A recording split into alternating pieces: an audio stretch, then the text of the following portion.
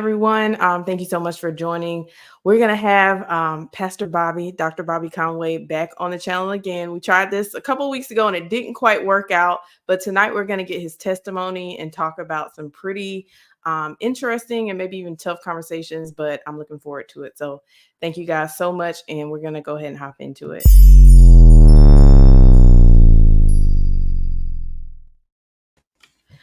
Pastor Bobby, thank you so much for joining us. How are you? Doing great, Ty. Glad to be with you tonight.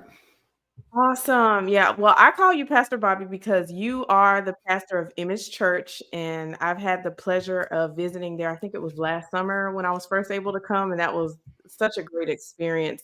So, before we even talk about your testimony and all those things, can you tell us a little bit about Image Church and like what makes it so awesome? One of the things that was going down, it was in the middle of COVID, Ty. We were living in Southern California, my wife and I, and the kids were at home with us. Both of our kids are older now. Our daughter, is almost 25, and our son is 23, or he'll be 23 in February.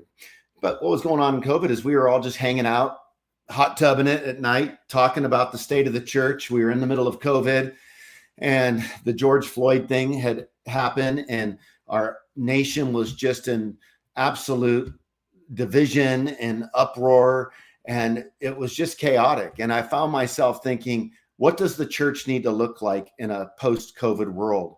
And so I started thinking about some of the themes that if we were to start a church, what we would want that to look like, with a clean slate. And so we said it would be great to be a part of a church that is about diversity, and certainly ethnic diversity. And that is a feature of our church, which I'm so thankful for, to have a diversified pastoral team where it's not sameness, but diversified in age, diversified, in socioeconomics, diversified in ethnicity. And so that's been very much a part of our church, and that was part of the dream. But then mental health was also a passion, because we felt like there was a mental health crisis becoming even more recognized in our culture, with depression and suicide and anxiety. And so we talked about the church often being considered a shaming center, and we want to be a healing center. And the church often makes everything a moral issue, and the culture often makes everything a mental health issue.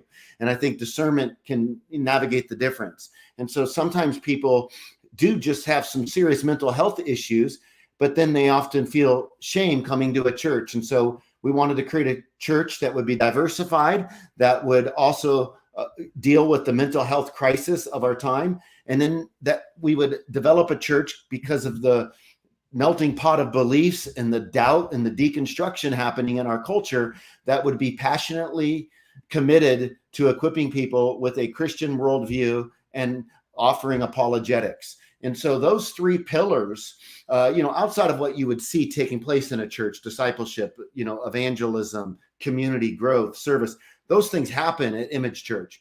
But our three distinctives, and we say it every single week, is diversity, mental health, and apologetics and worldview. And I really feel like those three areas have become just very much appreciated, because people are confident to defend their faith. They know why they believe, and they know why they don't believe other things. They know that it's safe to come to the church with mental health issues. And then when we talk about diversity, one of the things that I just love is there's, a lot of African Americans in our church interacting with whites, right? And what happens at Image Church is, instead of, hey, well, once a year, let's have the Black worship pastor come over and lead us, and then I'll be the white dude that goes over and preaches. And then we just kind of wipe our hands and feel like we've done our biblical justice piece. So I talk about, there's, different ways that churches might seek to do this racial reconciliation. And that's one way. Other ways would be, you have a diverse church, but everybody goes their separate ways. But then the other way would be that we're going in and out of each other's homes and doing life together and living together and carrying each other's burdens and asking each other the elephant in the room kind of questions. And that's Image Church. That's the place where I get to be a pastor with wonderful, diverse group of people that just love each other and are having honest conversations. And it's a shared ministry experience. And Ty, it's just been such a joy for me to serve in this church context. Yeah, Image Church has something it's just very special and unique, and I'm really excited for what you guys are doing there. I've got a couple of friends that I've made since then, and everything he said, y'all, like they are really doing life together as a church and a ministry. Again, it's beautiful. But before you became the pastor of Image Church, you didn't always have the Christian beliefs that you have. You weren't always a Christian apologist. And I love your transparency when you preach, because you often talk about your personal experiences and how you grew up and all of that. And so, as y'all can see from the title, we're going to talk a little bit about Pastor Bobby's background with drugs and alcohol and how he came to faith and all that. So I know this might be a little bit redundant for any of you who tried to watch this conversation a couple of weeks ago when we had some technical difficulties. Thank you for forgiving us and thank you for coming back. Yeah, but for sure. But for those who missed that part of the conversation, can you give us a little bit about your background? Like, did you grow up in church or not? Like, how did you come up? Sure. Yeah. And to spare those who have kind of been down this 5-minute route, I'll even be more brief. But I grew up in California. No, I didn't go to church. I believed in God, but I didn't know who God was. The few times I went to church, it was an awkward experience. I didn't understand all the formalities of the Catholic church that I went into. And what ended up taking place is I was incredibly ADD. I struggled to pay attention in school. I had impulse control issues, so I was always getting busted and sent to the principal's office. And back when I was in school, ADD, you were just seen as a rebel. And so unfortunately, I was always getting busted, but my brain was just working so fast it couldn't pay attention. And so as a result, I was terrible at school. I hated school. The only good thing that I felt like I had going for me was baseball. That was what I could do. And so, I was a star athlete by the time I got to high school and would even go into college and play baseball. But, I would just leverage what I knew how to leverage. And so my personality and, just trying to be popular with the girls, partying all the time. And that's what ended up happening. So it's like when you don't know the Lord, you don't have, structure with school, you have ADD. And then by about 7th or 8th grade, anxiety started hitting really big in my life with, puberty starting to accelerate. And so you have the ADD and the anxiety. And then, I'm trying to find ways to cope in life. And so then I start drinking and it's like I found liquid gold. And so I thought, my goodness, this is how a normal person's supposed to feel. Well, the problem is I started drinking way too much. And then I started, going into the, waters of drugs and, going on LSD trips left and right, trying to find myself as we all got in a room and watched Pink Floyd, The Wall or The Doors, and, took a bunch of LSD, smoked weed and brought down a pack of cigarettes and drank, a case of beer or whatever we were doing. It was a disaster. And so what was happening in this season of my life, that picked up the alcohol, 15, it quickly got to the drugs as well around then. And then by the time I'm getting out of high school, I'm uneducated. I've collected a lot of guilt from the consequences of my actions. I have no self-control in my life because I couldn't be faithful to girlfriends because every time I got wasted, I would just cheat on them. And so all of a sudden people start going off to college and here I am thinking, what am I going to do with my life? Well, I failed the ASVAB 3 times to get into the military. You needed a 31 to get in the Marine Corps, which I wanted to go to. Well, the 3rd time I got a 27. So I was like, I had to try to take a month off of smoking dope.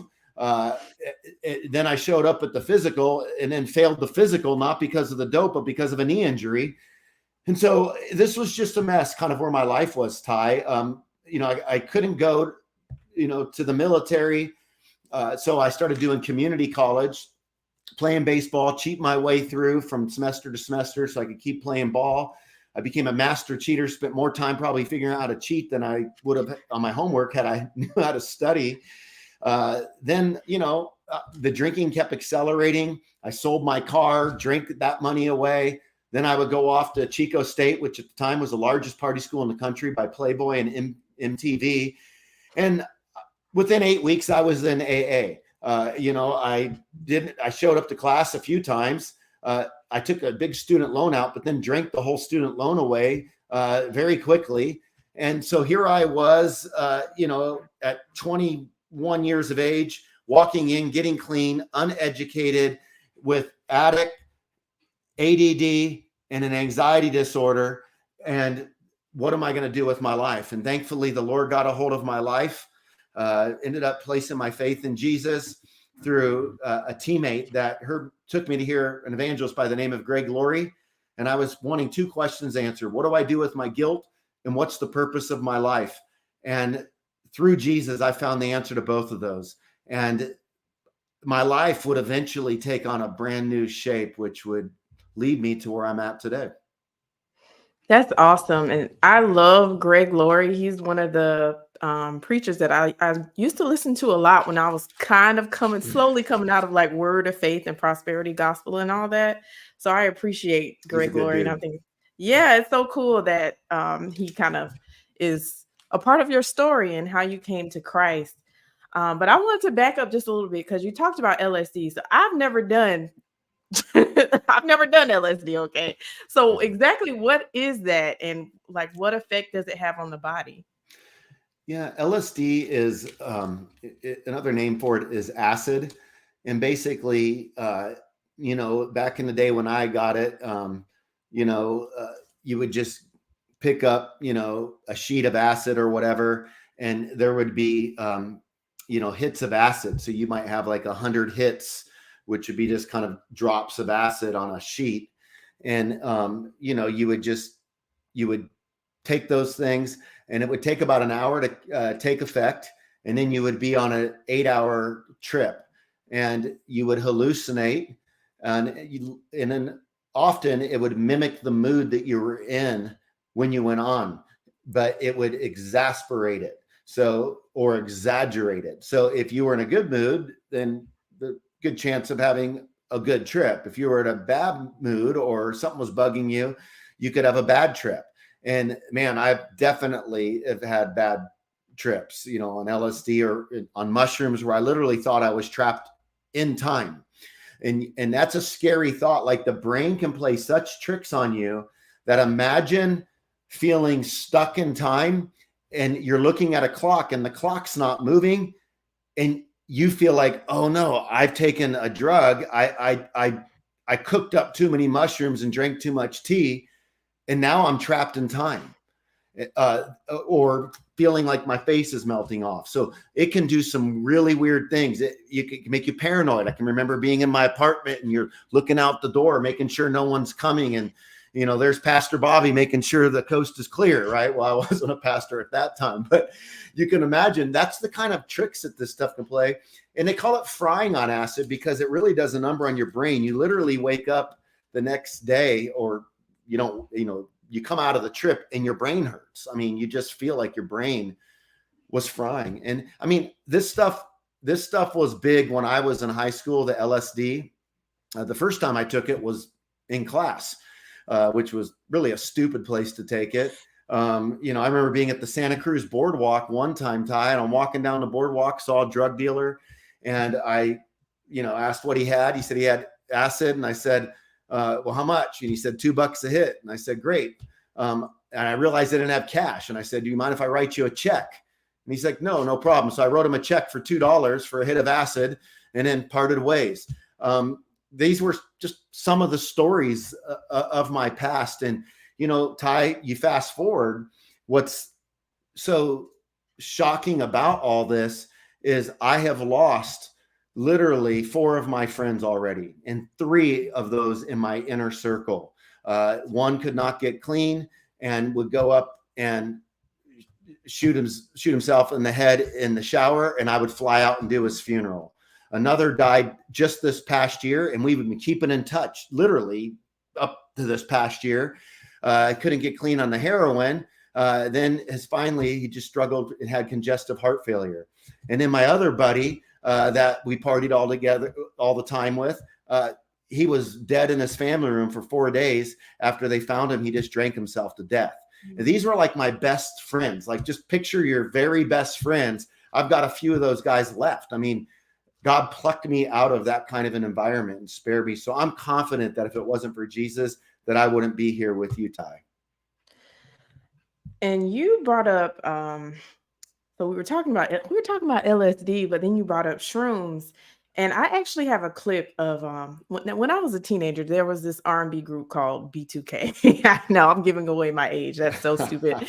But B2, I was definitely a B2K fan back in the day. Don't tell my parents, because I shouldn't have even been listening to them. But I saw a recent interview on the Jason Lee's show, and he had Omarion on there talking about trips. So I'm going to play that right quick, because my audience knows I love to play clips, and then I want to hear your feedback on it. So here we go. Through all my trips is it just reveals you to you. And a lot of the times we're disconnected to those things because we're so focused on the outside world. And, you know, the power of psilocybin really makes you focus on yourself.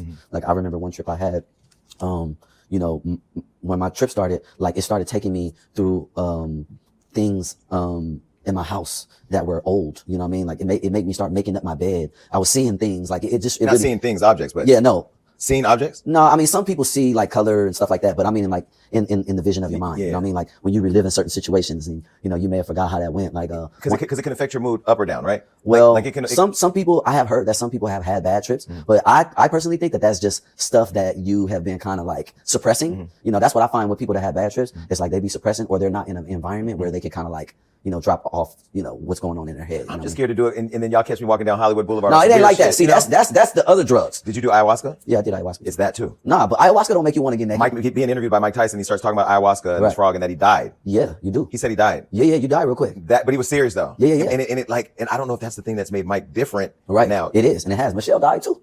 See, it's a dead person in the room right now. Look, you see it? She died too. She was dead. But the thing that scares me about trying ayahuasca, because the way he explained it brought such a level of peace. Yeah. And then another person did it and said it made them feel like there was no purpose to life, because they did like the way they explained it was like, I just don't even understand. How do you control not having a bad experience? And what was your experience like? Yeah, my experience has always been amazing. And I've done really high, doses, you know, like 8 grams, I think is me and my brother's biggest, or maybe closer to 10 grams. But yeah, that's a courage dose right there. They've always showed me things that I needed to see. You know what I'm saying?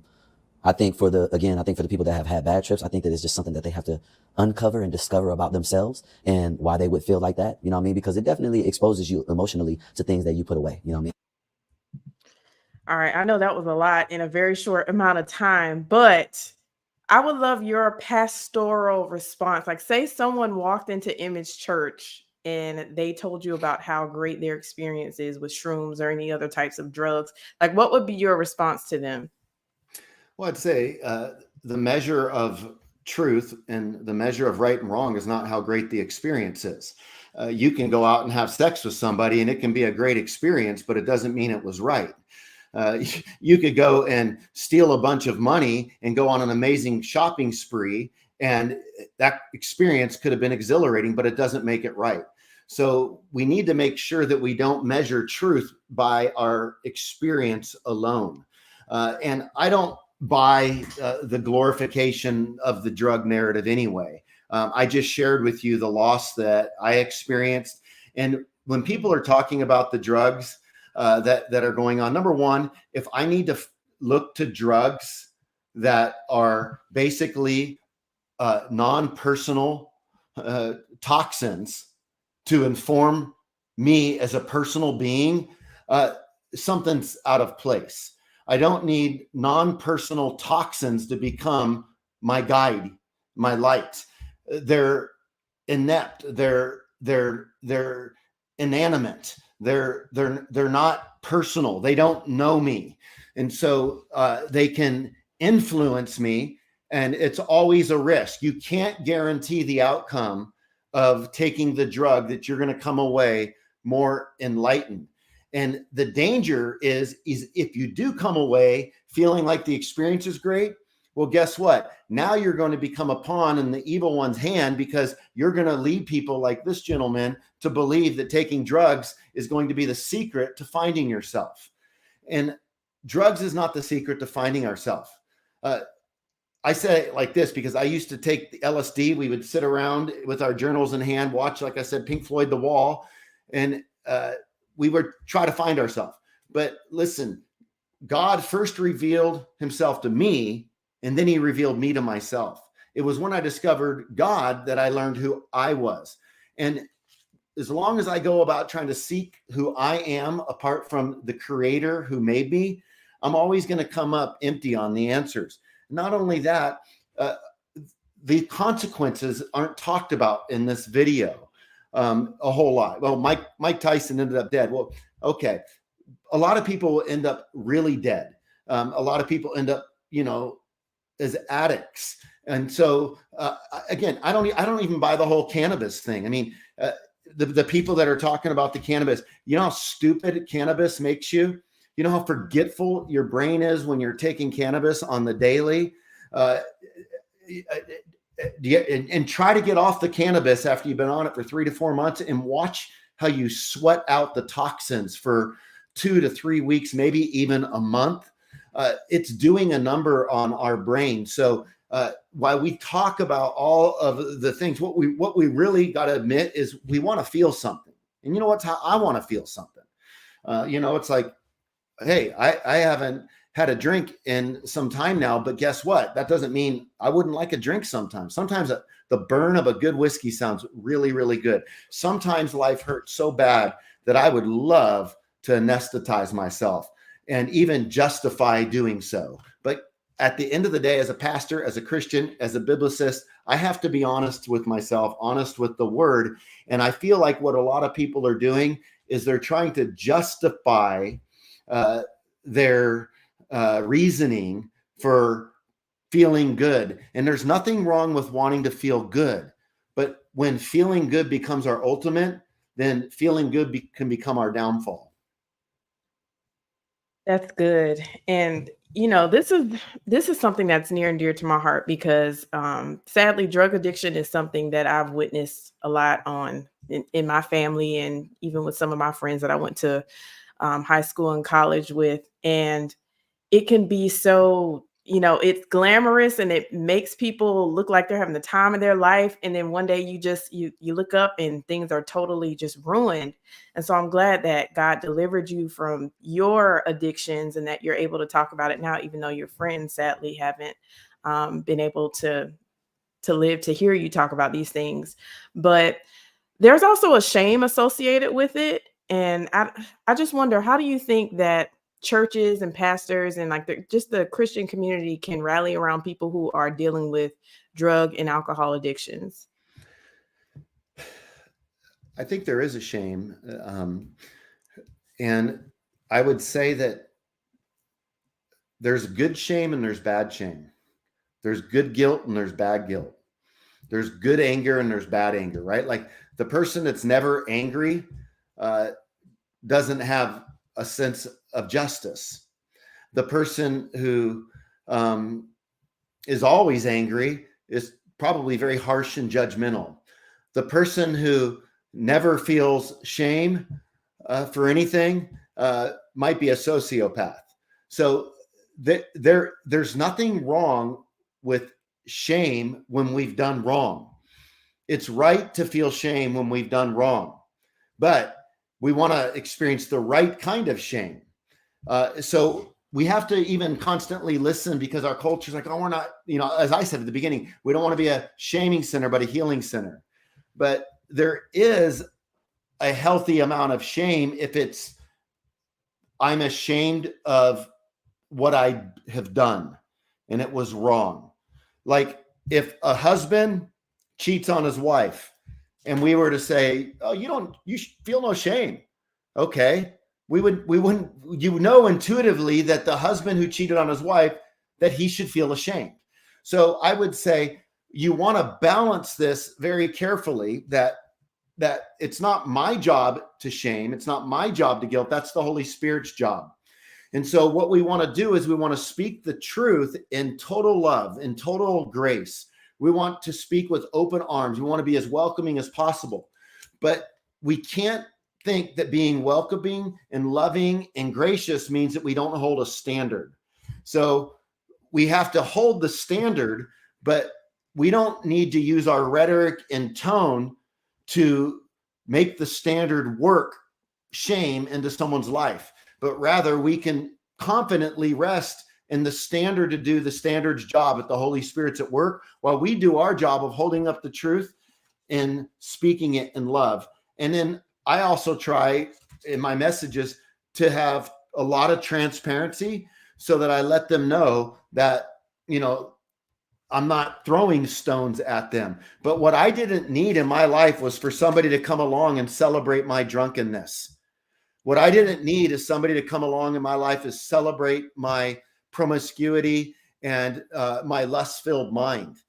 I didn't need somebody to come. That stuff was destroying my brain. That stuff was causing. See, like I needed somebody to tell me, "Hey, Bobby, have you ever considered why God might want you to have self-control with your thoughts? What if God wants you to know the joy of being a faithful husband?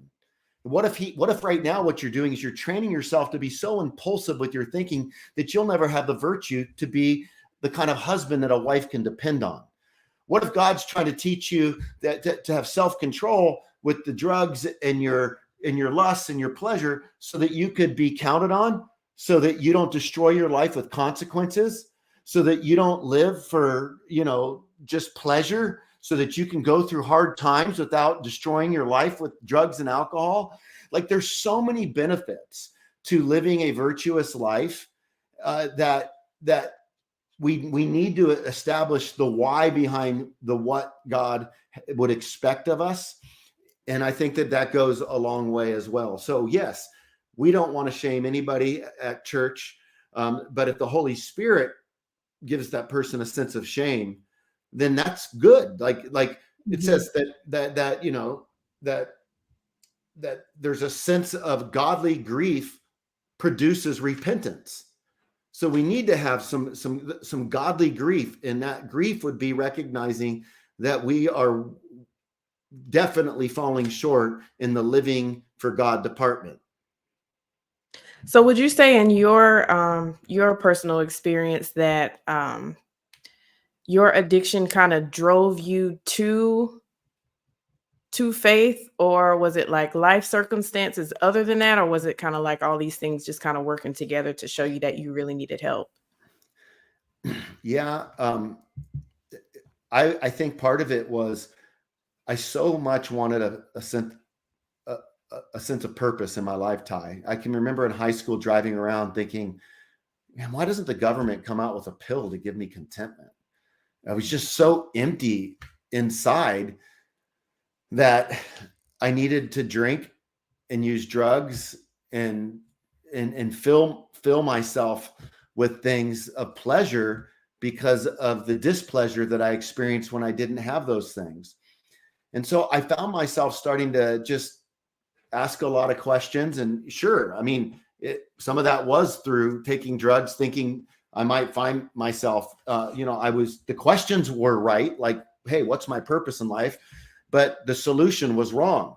And when the solution becomes worse than the cure, then that's a real problem, because drugs can't be the solution. And so to finding purpose in life, like just think about that. Oh, I find purpose. Okay, so everybody needs to go and just take drugs all the time to find their purpose in life? I mean, is that what we're saying? Am I missing out? Because this is equivalent to Gnosticism. Gnosticism, was the rejection of the material world is evil, and there's just kind of this, but bigger than that, it's the secret knowledge, the gnosis that you can get. So it's kind of like holding out the secret knowledge. It creates a curiosity. Wow, I guess I don't really know my fuller purpose in life because I haven't taken some of these drugs.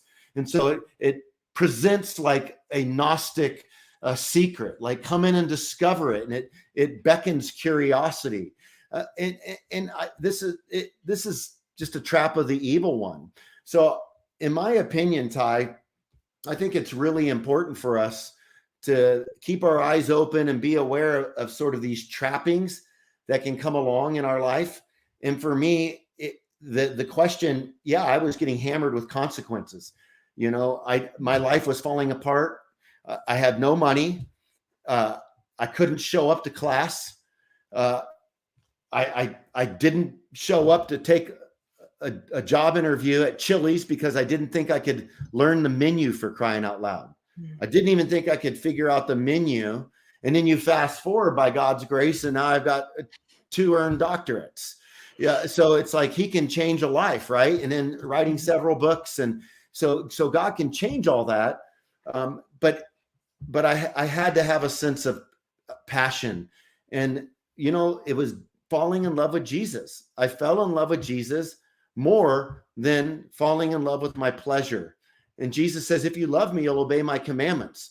And so my real problem was, you know, it was that I didn't love God enough. And so the way that I would start to love God is I had to realize how much I was forgiven. And in realizing how much I was forgiven, the Bible says he who's been forgiven much loves much. And so I would focus on how much he's forgiven me of, and then it would break open my heart with love for God to want to follow him more faithfully. This is good. And I'm reading through some of the live chat comments, and I'm not going to pull the comment up on the screen, but there's someone here who's saying that they have, they're struggling with an addiction. So I'm glad that the people in the live chat are saying we're gonna pray for you, and I will definitely pray for you. So thank you for being that transparent, even in our comments section. My next question for you, and then we'll kind of start to move on to the apologetics and the new books and really fun stuff. Sure. But I guess I want to know, like, what was the journey out? Because I've heard different Christians who also struggled with addictions, and some of them say, like, you know, God delivered them on the spot. I want to say Dr. Michael Brown, who's like just the nicest guy, you know. Yep. And to even imagine that he had, I think it was a heroin addiction back in the day. Yeah, it's just unbelievable, because it's like, he does not seem like that guy. But I think his experience was, it kind of like God just sobered him up, and that was it. Was that your experience, or did you really have to work through that? Oh man, no, it was brutal. And that can be dangerous, right? Like we have to realize that everybody's story is different. And I'm thankful for people like Michael Brown and others that have had this radical deliverance. But the truth is it wasn't like that. Before I went to Chico State and got clean, I became a Christian about 1.5 years before that. And I found myself relapsing constantly. Remember one time going to a Harvest Crusade event that Greg Laurie was preaching at to like 50,000 people. And I'm worshiping and I'm all excited. And then I leave the stadium and Crave kicks in, and I pull off at a liquor store, and I just left a Christian event stadium. And there I'm going at it again. I remember another time I tried to drive 3.5 hours to a different location, because I thought if I could change my location for this weekend, that could help me. And I drove 3.5 hours to get away from where I was so that I wouldn't party. And then when I arrived at the location, I was inebriated within a few hours. I just had a bad relationship with it, you know, and I think I started sensing something was wrong as a teenager when I was at the parties, and I would come in with a 12-pack, and then I would go hide a bunch of beers. And I did that because if anybody would ask for a beer, I'd be, oh, bro, I only got one left. And I have one in my thing, and then I just keep replenishing it. And then I would drink so much that I would stick my finger down my throat so that I would throw myself up so that I could keep drinking. It was a mess, being carried out of parties. The kind of stuff that it was just so hard to quit. And I kept saying, starting Monday. But then I would feel like, oh, I made it to 3 classes in a row, so I deserve a good, bender, or something bad happened. I deserve a bender. And so it just was always something. And then when I did go and get clean, I actually up and moved to the state of California to change my people, places, and playthings. I was like, man, I've got to change the state. I was going to meetings constantly, and just fighting to stay clean. I remember one time on a Halloween, I was just stuck in a closet, and my friends were going out to party, and I was just begging them to not praying to the Lord that they wouldn't find me. I was hiding out in the closet because I felt too weak for them to find me, that I would cave, because I had a couple of weeks of sobriety at that time. So it was hard. And then I had to deal with my emotions, and I didn't really know how to separate my emotions out because I had numbed them. So I remember trying to go, oh, this is what this emotion is, and this is what that emotion is. So I was learning how to become emotionally sophisticated. And then that started to hurt, and I felt raw. And I would say I stayed clean for 23 years without a sip. And then over 5 years ago, I found myself thinking, maybe I was young and dumb. You fast forward 23 years, and then I'm married for many years at this time. My kids are, almost out of high school. I'm pastor in a large church, and I've got a national platform for Christian apologetics. I'm, working on my PhD from the University of Birmingham in England, and I'm just feeling really empty. I felt like I took my addict personality and threw it into my studies. I went and got, a bachelor's degree, then I got a 4-year master's degree, and then by the time I was almost done with this second doctorate, I was burnt out. And I was getting anxious, and I thought maybe I could just have a glass of wine responsibly to deal with my anxiety. Mental health was huge in our home. Our son was suffering from horrific depression, and my son and I were both just tortured souls. He wasn't using drugs and alcohol. And so I went online and I thought, how much does a normal person drink? I didn't even see that a normal person doesn't type that kind of question in, right? I mean, like I'm an addict already, right? And so then it was like, oh, well, no more than 14 drinks in a week or 4 drinks in a night. And so I thought, great, I'll start there. Well, then the problem was, it was like I would go out, and then if I was on a 4 drinks for the night, I was ordering according to what drinks had the highest percentage, not about what would taste the best. Right.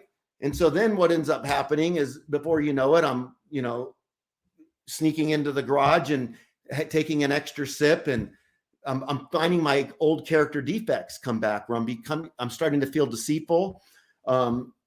The phenomenon of craves kicking in. And the way I describe that, it's like when you get hungry, you just start feeling antsy, and you just need something to eat. And it's like, as a Christian, if anybody wants to know what it feels like for an addict to get clean, it's go on a long fast. And when you're really hungry and your body just feels like it's got to eat, that's what, like, imagine not eating food. And by the way, when I got clean the second time, it would have been easier for me to envision to go on the rest of my life without food than it would with alcohol.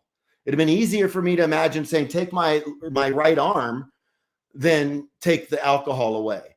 That it can become that powerful of a grip in somebody's life. So yeah, I'm going out on date nights, Ty, and slipping off into the bathroom because I'm pre-packing drinks and taking a drink down and coming back and sitting with my wife. And I was trying to manage it, and then eventually I just couldn't. And I had a horrific relapse. My son had to carry me down the stairs. I fell on my face a couple times. It was just a mess. And I went to the leadership, confessed it, stood up to the church, confessed it. And I didn't have to resign, but I just felt like I'm so burnt out. And somebody once said, if you got a bottle in one hand or a gun in the other, take the drink. Unfortunately, Ty, the relapse happened because I came to a place in my life where Jesus wasn't enough. He couldn't answer my desperation quick enough. And so I did what I knew how to do. And what was amazing about that? I resigned, and God just put my life back together. I haven't had a drink in, over 5 years. He restored so much in my marriage. He blessed me with a great radio show out in California. He blessed me with Image Church. And he's allowed me to speak out of my own brokenness. And so the reason we really wanted a mental health church is because we are a mentally jacked up family ourselves. And we just wanted to create an environment that would be safe for us to lead as well. So no shame, right? But yeah. That's excellent. And it's funny that, okay, because I think back on all these different apologists, and like there are some true horror stories just within the whole realm of Christian apologetics. It's just like how many apologists have like gone to prison and done federal time, have drug addictions. Some of them have been formerly in same-sex marriages or relationships. It's just like to see the things that God has done. Some people have come out of Islam and become Christians and become Christian apologists. So it's just amazing. Like God can just take these horrific stories and shape people into something totally different, new, and then use this horrible thing to preach the gospel. So I guess my next question for you would be like, how did you end up going from that background with your addictions and then becoming a Christian and then being led into Christian apologetics? Because I was a Christian for many years before I even knew what apologetics was. So what kind of piqued your interest in that field of study? Well, I was a young zealot when I, becoming a Christian, but I really caught fire when I got clean. I had to deal with that in my life because there was a lot of shame. I kept having the relapses around dates that I would set. And when I started getting clean, I just started coming alive. And what's funny, I was working at the Ritz-Carlton in Southern California there in Dana Point. And before I would move to Arkansas, and my nickname became the Reverend. And I thought, my goodness, how does that happen? I mean, I was the guy you didn't want your kids hanging out with, and now they're calling me the Reverend. And so I just wanted to share. I got in trouble at the Ritz-Carlton as a valet parker because every car that I pull up, I turn on the Christian radio station, and then people started complaining, why is my car always on this? Then I got promoted to bellman, and they had a talk with me before they promoted me saying, we want to give you this job, but we don't want you witnessing to the guest as you're checking them in. So I was like, man, something different's happening. My heart was just exploding with the desire for other people to taste and see that the Lord is good. I ended up getting a call to ministry, go off to Bible college. And, I was doing so much evangelism. I was going out to the streets, Ty, by myself on campuses and just sharing the gospel with 50 to 100 people a week. My burden was so heavy. I would literally be opening up. Back in the day, they had these white pages that would have phone lists. And I started calling the community I was living in and asking people if they knew Jesus. Like this was where I was, right? And so I thought I was going to be an evangelist. I would stand up and preach on campus. Nobody would listen to me. I mean, they thought I was nuts, but I wasn't like hellfire brimstone. I was just saying, this is amazing. And that's where I got into apologetics. I got into apologetics because I was doing evangelism. Anybody that says apologetics isn't important has just revealed how little evangelism they're doing. If we get out and do evangelism, we'll realize that the moment people start asking us questions, that's when we want to be apologetically ready. And so I was just getting licked. But I use those questions as a study guide, and I started studying more and more. Then I would go off to Dallas Theological Seminary, and that's where I started budding as an academic, and started thinking from evangelism to pastor. And then Norman Geisler started a seminary in Charlotte, and he had an apologetics degree. And so I went out there and studied apologetics in his seminary. And then I found myself, from Bible college, after Bible college, I felt like I needed some theology. So I got a master of theology, but then I felt like to round out my theology, I needed apologetics. And so then after that doctorate, I felt like to be better at my apologetics, I need to go get a PhD in philosophy. And so I did the philosophy, and that was kind of my well-rounded trip. Then there was a relapse, and I was in a massive doubt crisis. And what God would end up doing is he would bring me out of my doubt the same way he brought me into my faith by having faith like a child again, and just coming back to simple faith and simple intimacy and returning to a simple love for Jesus. I complicated the heck out of this thing eventually.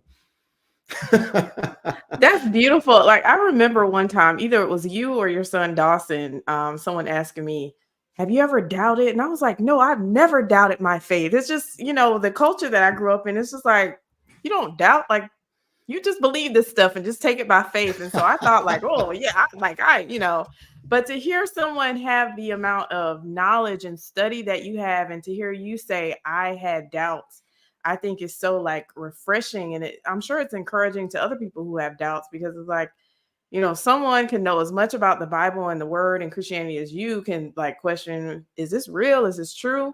And then come back from it. That's amazing. Like, what got you out of your season of doubt? Yeah. I mean, part of the issue there's a certain type of personality that I think is more prone to doubt than others. And it's what I call the obsessive analyzer.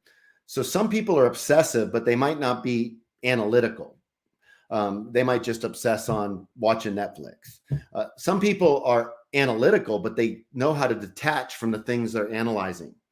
The obsessive analyzer locks in and can't unlock from their analyzing. And so somewhere along the line, I taught myself to speed listen. I mean, a lot of times I can move through books, at like triple speed. And so that means, if it's an 8-hour book, it's going to take me about 2.5 hours to get through, that 250 page book. And so for every time I try to chase down a doubt, I'm going to these books, but what am I doing? I'm collecting more doubts, because my brain was producing questions faster than I could get the answers to. And so I got to a point where I was like, I've got to renegotiate my faith stance. Number one, as I came to realize that doubt is not a Christian problem, it's a human problem. In the absentee of certainty, there's always going to be room for doubt. The question is, which worldview best closes the doubt gap? And so to walk out of Christianity is only to walk into another worldview willing and ready to meet me with a new set of doubts. And so I would literally sit as a Christian in my doubts, and I would walk through the different worldviews and think about the kind of doubts that I would inherit, and could I live with those tensions? And what I realized is, because I'm not omniscient and because I'm finite, that I had a standard of certainty that was unrealistic. For example, this pen, I just hold an object up. I can't, and I'll never know everything about this pen. For example, how many hands have touched this? Where was the ink drawn from? What was this pen before it was a pen? How many particles have fallen on this pen? How many different manufacturers did it take to make this pen? How many vehicles has this pen traveled in? What type of weather would wear this pen down? What type of heat would it take for the? I mean, I'm just thinking, right, with you. If I can't get to the bottom of my pen, and I'm wanting like this certainty about an omniscient God, I've got to renegotiate my faith stance. And so that's where I was like, okay. Part of my problem was I thought, well, what if I prematurely committed to Christianity because I didn't think about the other worldviews? So then it would make me think, well, what if the Buddhist is right? Or what if the name that belief is right? But then by the time I got deep into the philosophical waters, I had studied so much of the different religions, so much of the different worldviews. And I was like, man, Christianity to me is the best thing going. And I saw it because Paul said it, look, if Jesus isn't risen from the dead, then our faith is futile. And so I thought, can I explain away the resurrection on historical grounds? And I was like, I can't explain this away. I cannot explain the resurrection away. I mean, the evidence is so great for it. And the fictional theories that people come up, it takes more faith to believe in those than it takes just to believe the truth of the resurrection. And, and I just started thinking about it, like the atheists that think that they have the theory of everything, out in the future, or that they can, that they're the bright, so to speak. I'm like, man, that is such a closed-minded worldview. I mean, you zip up the universe and you won't even think of the possibility that a God could have tinkered with the universe in making it. You just say it's not even possible. That's closed-mindedness. At least I'm willing to go where the evidence leads. And so in that, I just came to the end of my quest for omniscience, and I realized that I don't know it all. And I went back to the resurrection, and then I thought like this: all of my problems with the Bible and the Old Testament things that I would come across, I thought, okay, from the resurrection, I can find my sense of solidarity in the entirety of the Bible. And here is how: if Jesus really rose from the grave, then he really did die. And if he really did die, then he really did live. And if he really did live, right, then he really did, validate the Old Testament while he lived. And so if the Old Testament was good enough for Jesus when he lived, and if Jesus promised there was more to come, then I can trust that if he validated the Old Testament in his first coming, then I can trust that he'll validate the New Testament process in his second coming. And out of the resurrection, I can go back and I can go forward and I can go straight to the cross and realize, wow, my sins have been forgiven, my guilt's taken away, and no other worldview offers something so great. Hallelujah. Amen. Hallelujah. That's good. And I see that same passion on your YouTube channel, which I know when I first came across you, you were the 1 minute apologist was like, kind of a big deal, right? And so now you've kind of transitioned. I know you had the unapologetic channel, and now it's called Christianity Still Makes Sense. So what was the inspiration behind changing from or evolving maybe from the 1 minute apologist to now Christianity Still Makes Sense? 1 minute apologist, when I started YouTube, I didn't have a clue what I was doing. And frankly, I still don't have a clue what I'm doing. I'm not a tech guy. I'm not good with this stuff at all. I got a great teammate in Tim Hull that helps in that way. But, when I had the relapse and all that, Ty, I got out of the algorithm, and that really jacked things up for me. And I'm still struggling to figure out how to get back in. I'm lost in the algorithm because if you take 2 years off, it can feel unforgiving in the world of social media. And so we've been trying different things to kind of find our way back to the algorithm. And I've debated just starting a fresh channel, but part of the thing too was, I started to think it was too myopic, 1 minute apologist, because there's so much more that, I was starting to be seen as kind of like the interviewer because I was interviewing lots of people. But I didn't even start the channel to interview people. I started the channel because I was going to do the apologetics, but I had some great connections. And so I was like, I'll just throw them opportunities. I love teamwork. I love to raise people up. I love to give people a platform. I love to see people shine in their giftings. And so I just started doing that. And then I was like, okay, so now I'm seen a little bit as an interviewer here, and it's just short clips. And so I was like, what could capture really my passion? And so I got a book contract with Tyndale for a book, Does Christianity Still Make Sense? A Former Skeptic Answers Today's Biggest Objections. And I wrote that book, finished it over a year ago, and it comes out in April. And it's kind of like a biographical apologetic where I take on some of the toughest questions of our time. And I just try to help answer the question, yes, Christianity still makes sense, to the does it still make sense? And I thought what I would do with the book coming out is change the channel name to Christianity Still Makes Sense. And that would be more broad. I could put like 1 minute shorts under there, but I could also do longer things and lives and other stuff as well. And so that's really what my hope would be. My passion is, I think that my wiring is it's not exclusively an apologist, but it's not exclusively as a pastor. And so I'm kind of like this rarity. If you know, I'm a I really am passionate about, you know, being integrated head and heart and pulling that together. And so that's tough because a lot of pastors aren't apologists and a lot of apologists aren't pastoral. And I think Timothy Keller was that way. I really admired his approach as a thought leader. And, you know, that's kind of where my heart is. So I'd say I'm passionate as a churchman. I want to pastor and plant churches.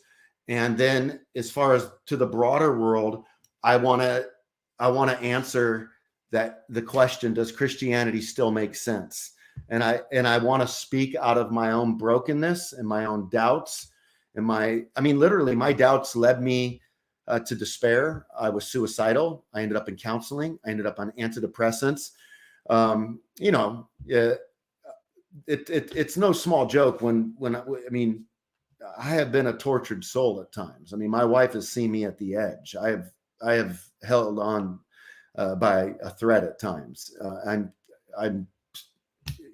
glad to be here by God's grace. I mean, this life can be hard even as a Christian, and may He help us be faithful to the end. But that's what I want to do. I just want to help tortured souls, Ty. Tortured souls with mental health in the church, tortured souls with doubt that are out in the world. And I just want to let them know that, you know what, there's a place that you can come with your questions and your brokenness and find healing through Jesus Christ.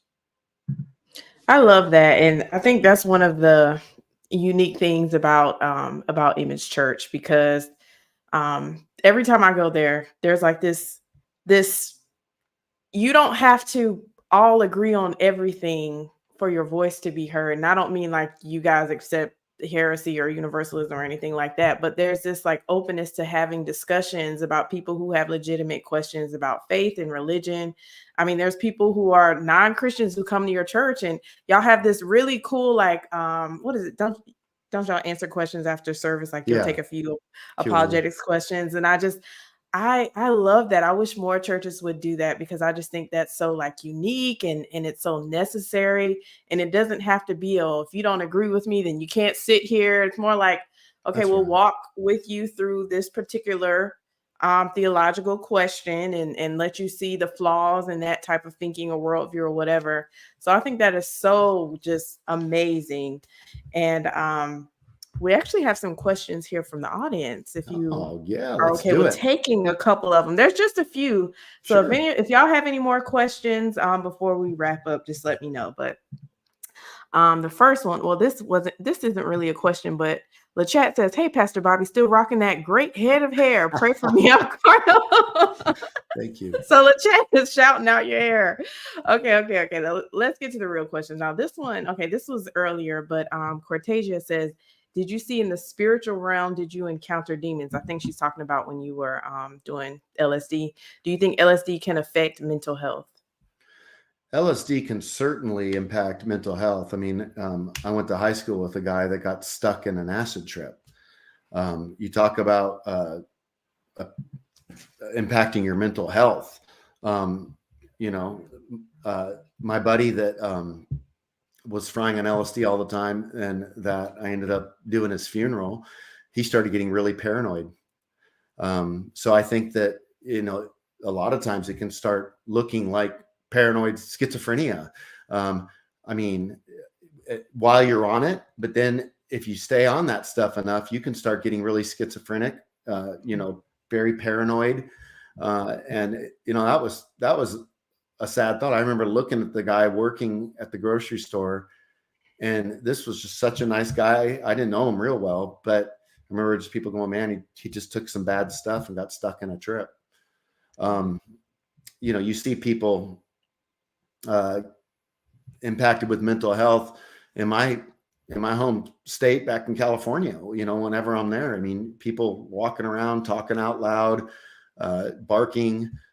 It's a disaster. It's a mess. So yeah, drugs can take that toll on you. And I think that, you know, I'm thankful for drugs when it comes to an operation to anesthetize us, that's for sure. So there is a place for them.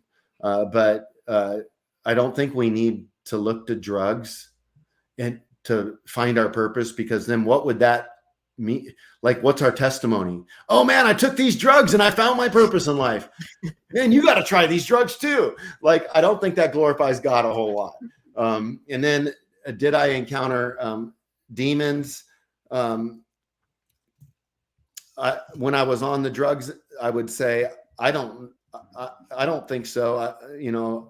If I did, it wouldn't have been in a way that I was aware. Where I feel like I was encountering demonic warfare was as a new believer. I went through a long, drawn out season when I was getting clean from all this stuff, where there was some really uncomfortable paranormal stuff that I went through that was unbelievable.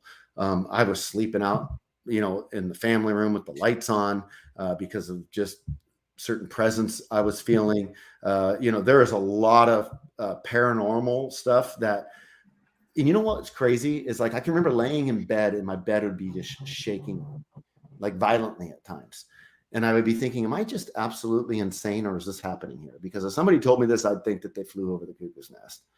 And I would be reasoning logically, and I'd be like, no, my bed is flipping out right now. There were those types of things, sinks going on and off. I mean, there were just trippy stuff. My car speeding uphill, and I wasn't even pushing on the gas. I mean, there were just certain things that were happening in this season. I'll tell you, like, here's just to even check this out. I remember going to the Ritz-Carlton, and there was this elderly Christian. I went to a doctor's because I didn't know what was wrong with me with all this demonic spiritual stuff. I thought I was dying. I mean, here I'm 21, Ty, and I wrote out in a journal. I actually was hoping that I was dying. The pain was so torturous, the emotional torture, that I was hoping that I could just at least get this thing diagnosed and we can just be done with it, whatever we need to do. And then the doctor says, nothing's wrong with you. You just got high blood pressure. High blood pressure. I'm 21 years old. Why do I got high blood pressure? So then I go and I talk to the lady at the Ritz-Carlton who was a godly Christian. She says, I think you're going through this thing called spiritual warfare. I said, what's that? And she started to talk to me about it. Well, a week later, she shows up at work and she says, Bobby, you're not going to believe this. She said, I believe God sent this to my house for you. It came in a package. I never even ordered it. She said, I opened the package up and it was a message by Brian Broderson entitled Spiritual Warfare. I took that tape.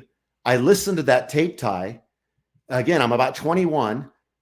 And and that tape would be the very tool that God would use. Like, he sent me a tool that helped me to understand what was going on. And I couldn't wait to show Heather. She was in Arkansas. I was in California. I was telling her about this tape. I had lost a ton of weight. I was so emaciated. I don't know. I might've been 160, 165 pounds because I couldn't eat. I was so skinny on this stuff that I was going through. And when I saw Heather at the airport, I put the tape cassette in because I couldn't wait for her to hear it. And it instantly got 8 on the spot. And I just thought, oh man. Well, now here's the deal.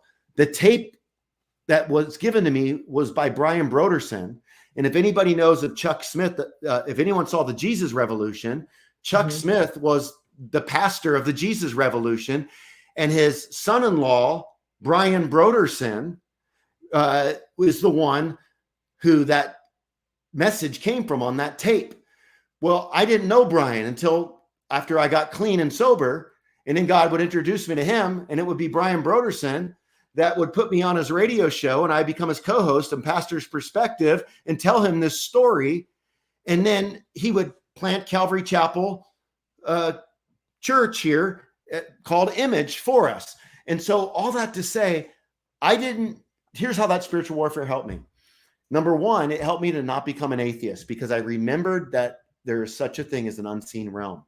So sometimes we go through something in life that doesn't make sense. And we don't know why the trial's there until many years later.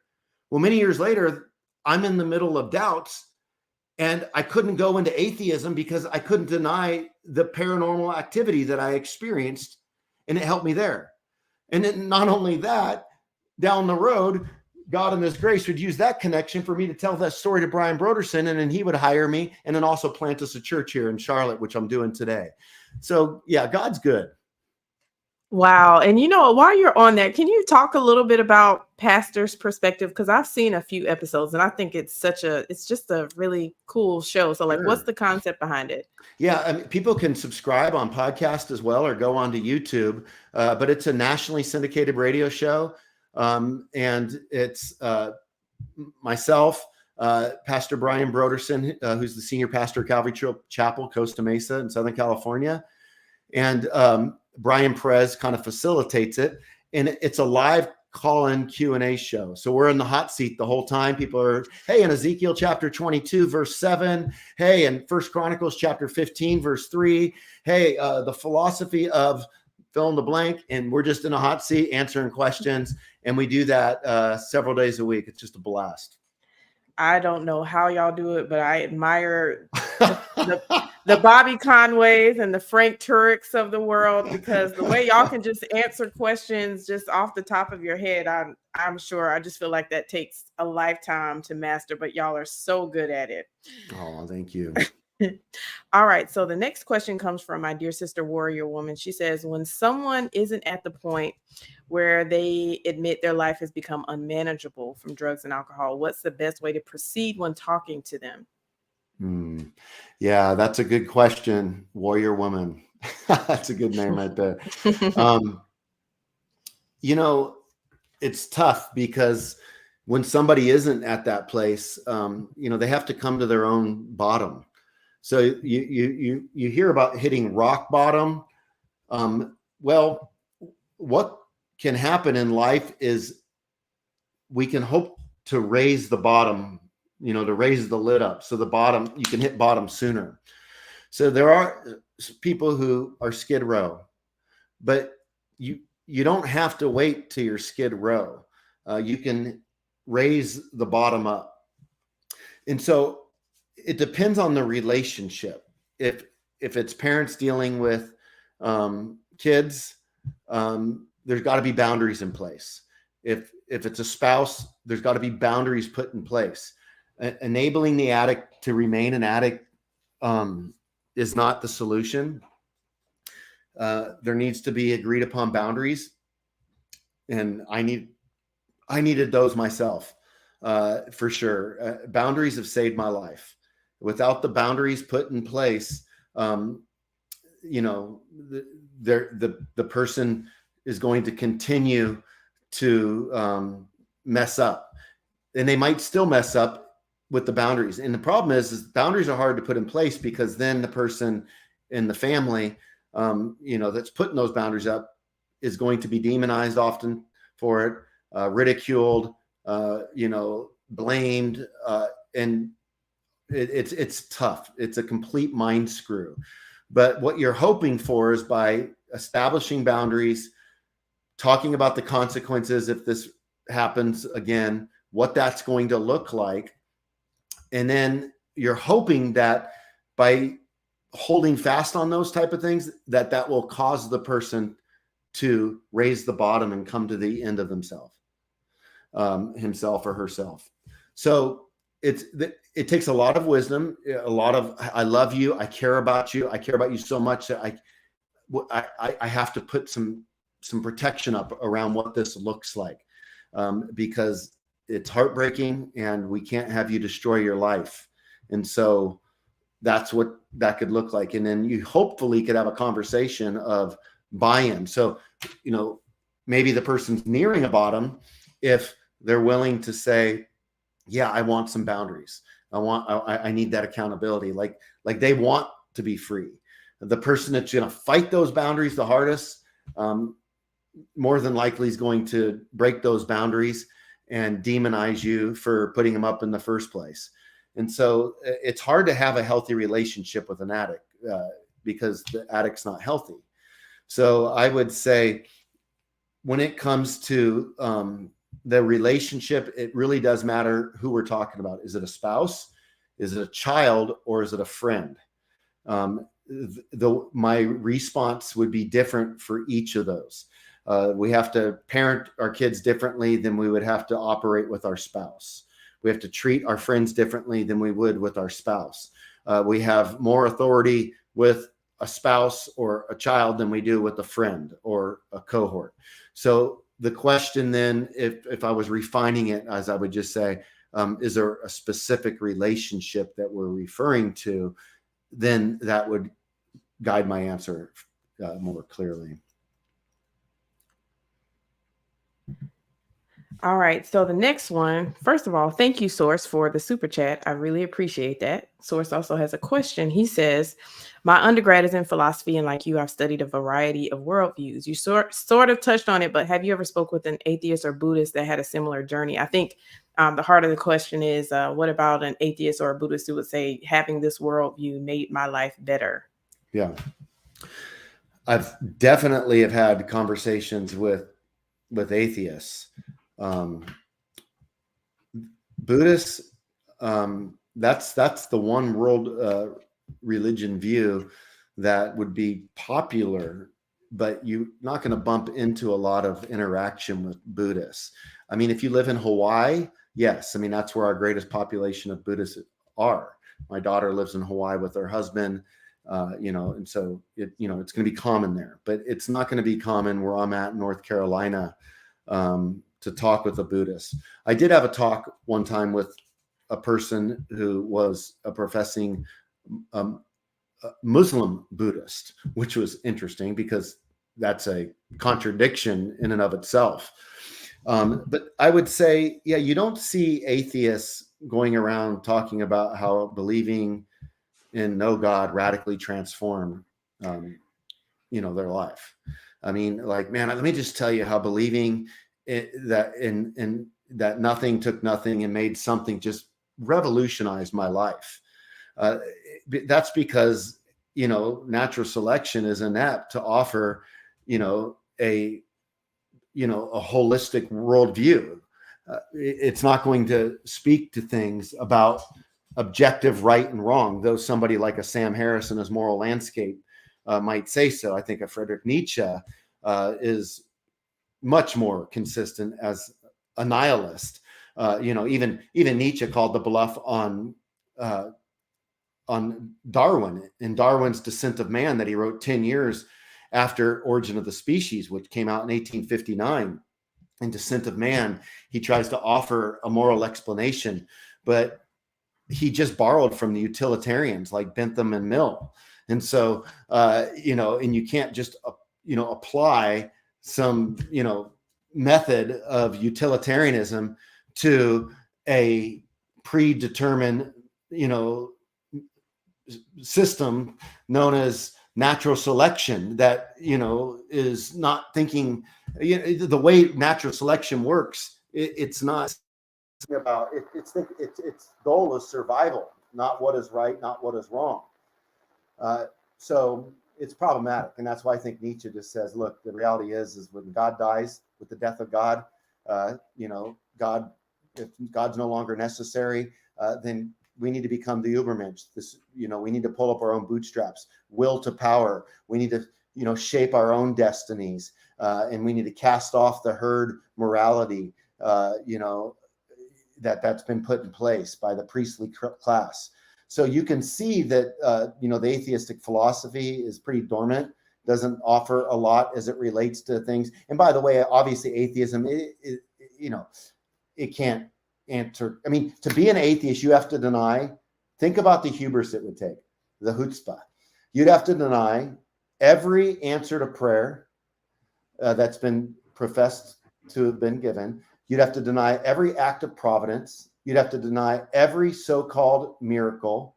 You'd have to deny every so-called religious experience ever known to humanity. That is just astounding. Like, at least drop yourself into agnosticism. But just to say you're all wrong, that just takes so much chutzpah. So I would say to the Buddhists will offer something of a way to live. But the problem is for the Buddhists, they believe that the problem with the world is suffering. So the reason we suffer is because we have these desires. So the way to eliminate suffering is you got to eliminate desire. But the problem with that is it's self-refuting, because you have to have the desire to get rid of the desire. So that becomes problematic. And then not only that, you have atheistic Buddhists, and then you would have pantheistic Buddhists. And then pantheistic Buddhism, if you're going to absorb yourself into the, all-encompassing one, it's not a very rewarding system of going through this cycle of reincarnation in samsara in order to experience moksha. Wow, I can't even say half the words you just said, but hopefully, Source, that answers your question. The next one is pretty simple, and I'm sure you'll love to answer I this. can't hear you, Kai. Can you hear me? Yeah, I can hear you. You can't hear me at all? I can't. He can't hear me.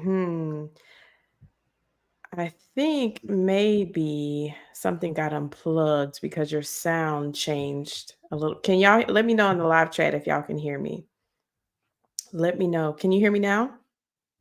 Still nothing? Oh, can you hear me now? Now I can't hear you. Uh-oh. Okay, so y'all, PJ can hear me. Bear with us. I think something may have gotten unplugged. Okay, so the live chat cannot hear you anymore, Bobby. So it must have been something that got possibly. Check one, check. Okay, I can hear you now. Can you hear me? Yep. Okay, perfect. Okay, the next question is from, where did I go? Oh no, I lost it. Basically, it was from, let me see if I can find it again, because it was such a good question. There it is. Brother Bobby, where in Charlotte are you? I'm about 4 hours away. Would love to come visit. Ma'am, well, we would love for you to come. We are basically the first suburb, actually the second suburb north of Charlotte now. So there's Charlotte, and so you're moving from coming up from South Carolina and North Charlotte, and then there's Huntersville, and then Cornelius. And all of that is what is known as the Lake Norman area. That it also includes Davidson and Mooresville. So we're in Cornelius. You can check our website at imagechurch.live. We would love to have you for sure. Come see us. Y'all definitely go visit Image Church. They will treat you like family. I promise it's a great experience. All right, we'll take just 2 to 3 more questions, then we'll let Pastor Bobby go, because I know he's like, oh, I gotta go. But okay. No All right, Matt Graham, I think we kind of touched on this, but if we haven't, just let me know. Matt, what's up, bro? Matt, okay. Do you think the demonic is involved in addiction? How can you tell the difference between a biological disposition to addiction and demonic influence? Yeah, I would say that when it comes to addiction, that typically that you're going to find that it's more biological, and then I would say something like, not all addiction is going to have a demonic feature. At least I don't think. I mean, maybe there's things going on, Matt, in the demonic realm, that we're just not aware of. And, maybe in heaven we'll find out, yeah, man, the demonic realm, everybody that was addicted, the demonic realm had some sort of snag on the person. Maybe that's the case. I couldn't prove otherwise, I don't think, but I don't think that's the case either. Biological can be one way. I also think that people that might not even have kind of a genetic propensity for it, if they use it long and hard enough, then even though they might not have had the genetic disposition for it, then they'll end up an addict, and then their future, descendants will have the good fortune of inheriting potential addictive behaviors. So, for example, take the first addict in a genetic line, right? Well, that particular person at one time, was a part maybe of a more clean genetic line without the addiction factor really there. But then this person went through a hard time and then started growing the vine and drinking the juice ferment style, and ends up getting inebriated and going on long benders, and then ends up an addict. But it wasn't because of genetics. It was just because of doing it over and over again. But then out of that person then flows, the potential for it. So that probably was, that was a good question, because it allowed me to kind of brainstorm and think about that with you. So I don't know exactly how it all goes together. So I think you could have demonic, genetic working together. I think you could have demonic and just doing it over and over again, becoming addicted. Then it could become genetic for the descendants. But can somebody then just have demonic addiction without genetic propensity? I would say yes, but then it would be still yet that the person is operating in a continuous habitual state of practicing something enough whereby they've become the addict. So there is a kind of a working in conjunction with, even if they're ignorant of, as they give themselves to the power of suggestion and temptation. Okay. All right. And then Source gave me another super chat. So I'm going to let him. And then one more question. These will be our last two questions for the night. Source says, I'm seeing a lot of videos where people are saying they experience going to hell after a night of doing different drugs. Do you think they're really experiencing hell? No, I don't. I think because if hell is a real place, and they're in a dream, while we're dreaming, we're not in a real place. So, for example, I would say we wouldn't want to conclude that if I have a dream of being in Alaska and I wake up and think that I was really in Alaska, or if I had a dream that I was in heaven, that I was really in that place called heaven. So I think what people do sometimes is they do with their dreams as it relates to hell or heaven what we would never do as it relates to different places on earth that we go to. All right. Or if I had a dream that I was in outer space, I'm not going to wake up and believe that I was really in outer space. I think the reason people think that sometimes is because of the mystical side of heaven and hell, that maybe they think that they've come in touch with it. So I think that it was a bad nightmare if you ended up in what you thought to be hell, but you didn't end up in a real place called hell because you weren't there because you were in your bed sleeping. So in other words, that's where you were. So you didn't leave your bed. You were in your bed sleeping. And then number two, in your mind, we don't do that for when we dream of going to California or Hawaii or Florida. We just know. And so I think that we just need to realize that the subconscious, Freud got a lot of things wrong, but he did have some interesting things on dreams. And it's tough when it comes to dream interpretation. I don't, put a whole lot into that. I mean, I think, Joseph obviously had that ability in the Bible. I don't.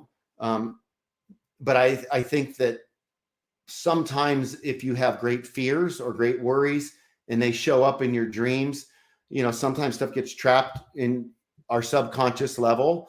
And sometimes a lot of counseling is trying to help us bring that up, trapped traumas, so to speak. Sometimes people, there's a book, The Body Keeps the Score, and it's all about how our body can have trapped trauma. And so that can show up physically, but also in a soul way. It can get trapped in our subconscious. And I think that there is some interesting stuff there. All right. And then the last question comes from Kathleen Hanna. She says, what's up, Kathleen? She says, how does an addict, an adult child, get past guilt and shame in order to move forward to sobriety? Yeah. Well, good to see your face on that picture, Kathleen. Yeah, this is a tough one, right? I mean, the way past guilt and shame is through the person who came to deal with our guilt and shame. And so therefore it's a relational, it's personal, it's doing business with Jesus, right? So I've got guilt, I've got shame. How do I get past it? Well, we get past it by going through the one who came to take it on so that we can move past it. And so what a lot of people do is when it comes to guilt and shame. So for example, guilt implies that I've broken a moral command. And so what ends up happening is we feel guilty. We feel like there is a space between ourself and this command. And as a Christian, we'd say God's the divine command giver, right? So he gives us commands, which in turn become our moral obligation. And when we fail to make good on the moral obligation, then, guilt comes into place. Well, what can end up happening with our guilt, and when the moral law is sort of broken, is what John Hare, a moral philosopher out of Yale, talks about: the moral gap. So when we feel morally guilty, what do? Well, sometimes what we do is we lower the standard so that we can feel okay about our guilt. So you think about the culture that we live in today, right? Like we're just calling good evil and evil good. We just now let's just legalize everything, and then we'll feel good about our sin. And we can have all the sex we want. We can have all the drugs we want. We can do all the things we want because the government says it's okay. And so now we've got permission to feel good about the things that used to make us feel bad. So like that can happen, right? So some people will try to erase the standard. Other people, they try to live up to the standard, but they realize I can't do it on my own. And they just feel beat up by it, and it just kicks their butt. And so I think the beauty, what John Hare talks about, is Jesus comes down and he closes the moral gap in the cross, and it becomes relational. And what does he do? He's able to achieve the moral standard by fulfilling the moral law. And so he doesn't lower the moral standard and act like it doesn't exist. He fulfills the moral law. But then what he does after fulfilling the moral law, he knows we're down here, and he comes down to our level and he pays for all of the things that we've ever done wrong. And so he dies on a cross to take away our sin, to take away our guilt, to take away our shame, and then to offer us purpose, hope, forgiveness, and an everlasting relationship with him. And so basically, the way to get rid of the shame and the guilt is to look at the right solution to our guilt and shame, and that is Jesus, who came to eradicate it. Amazing. I was hoping that the gospel presentation would come around somewhere, and there it is. You just dropped it in there. Pastor Bobby, thank you so much. You've got such a pastor's heart and an apologist's mind, which is like a crazy, wonderful mishmash. Oh, praise God. So I just want to remind the people of where they can find you. I know you've got Christianity Still Makes Sense. That's your YouTube channel. And then you do Pastor's Perspective. How often does that air? That airs on Monday, Tuesday, Wednesday, Thursday, and Friday at 6 p.m. Eastern time and 3 p.m. Pacific Standard Time. And I'm on Monday through Thursday. Okay. And whose channel is that on? It's on, if people don't get it on the radio, they can get it on podcast. If they just type in Pastor's Perspective, it'll come right up. It'll pop up. Okay. Or they can find it on YouTube. Just type in Pastor's Perspective, Bobby Conway, and it'll pop right up, and they can subscribe. And perfect. Subscribe to my channel as well. That would be great. Please subscribe to Christianity Still Makes Sense. Check out Pastor's Perspective, especially Mondays through Thursdays at 6 o'clock if you're on the East Coast. And your book comes out April 24th. Okay, April 24th, and it's called? Does Christianity Still Make Sense? And it's going to be on Audible. It's going to be, in print, and it's going to be in Kindle, and it'll also be my son and I, Dawson. We flew up to Wheaton to Tyndale last week, and we did a video series, and there's a study guide. And so he's kind of the Gen Z with his old man, and it's been designed for churches and groups to go through. So if you just want a dialogue around, hey, I mean, I think this is the apologetic question of our time. With apostasy going on, a lot of people leaving the faith. People they're questioning, does Christianity still make sense?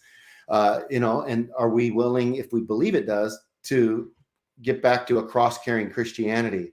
And I think that this book can be I'm hoping a gift to the church and a gift of conversation for people to dialogue. And I roped my very gifted Gen Z son, Dawson, into the mix to give insights as well. So just a father and son having a conversation, and it's a 6-part series. So keep your eye open for it. Awesome. Well, maybe I can have you back on in April once it officially drops, so we can remind Dawson could jump everyone on too. That would be amazing. I love Dawson. Dawson is so smart, man. Your family is amazing. And last but not least, just wanted to remind everyone that if you're looking for a church in the Charlotte, Huntersville area, right? Did I get it? Yeah. That's right. Charlotte, Huntersville area. The name of the church is Image Church. You guys meet at what, like 10 o'clock in imagechurch.live. imagechurch.live. So if you need a church in the Charlotte area, trust me, guys, the Image is amazing. But again, thank you everyone who was in the live chat tonight. Thank you for your questions. And Pastor Bobby, thank you so much for your time. This was great. Oh, thanks, bud. Appreciate it. And thanks everybody for listening. It was a pleasure to be with you tonight.